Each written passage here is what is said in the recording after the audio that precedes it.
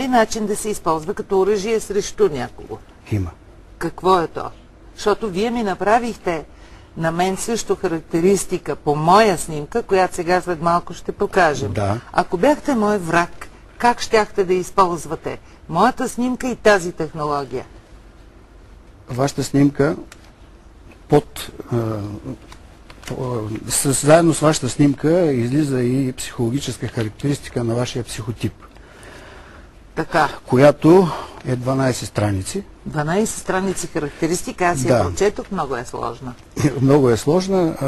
Вие ми разрешихте това да го направя и да го покажа в ефир. Така, разреших. Колеги, покажете начина, по който една моя снимка е направена в 4 фази и показва моя психотип. Трябва да го покажете вие на лаптопа. Така. Ето това е психотипа. Да, приличам на извънземно. Това са два фазови портрета, духовен и жизнен. И психотипа е тази точица, която е оградена.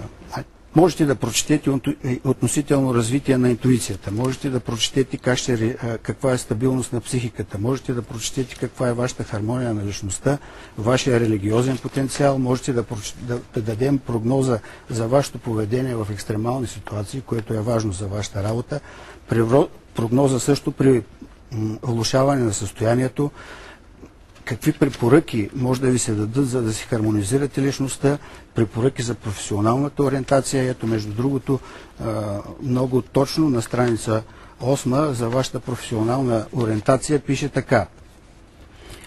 Тя е артист, умееш естествено да влиза в ролята и да преживява емоциите на героя като свои собствени.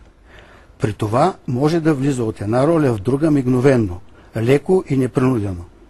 Също пише, че е практически психолог, т.е. тя майсторски може да изпълнява психологични игри и спокойно да отвлича, развлича и увлича склонните към депресия хора. Да лекувам депресия мога. Може да лекува депресия, както преди малко говорихме, всички депресивни хора ми се лепят. Много ми се лепят. Депресивни и психопати неизбежно.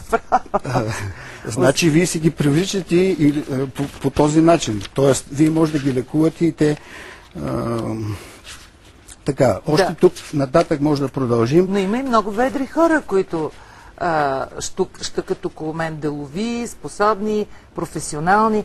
Така че, кажете ми, тази вашата теория обяснява ли на един човек как да комуникира с околния свят, какво да направи, за да е това по-добре? Примерно аз как се разбирам с хората около себе си, според вашата компютърна технология? Още хубавото за вашата професия, т.е. вие сте щастлив човек, според мен, по отношение на професията си, защото тук ви възприемате времето като тук и сега. С 60% живеете в настоящето, отговорността към миналото ви е 40%, а чувството за дълг пред бъдещето е 50%.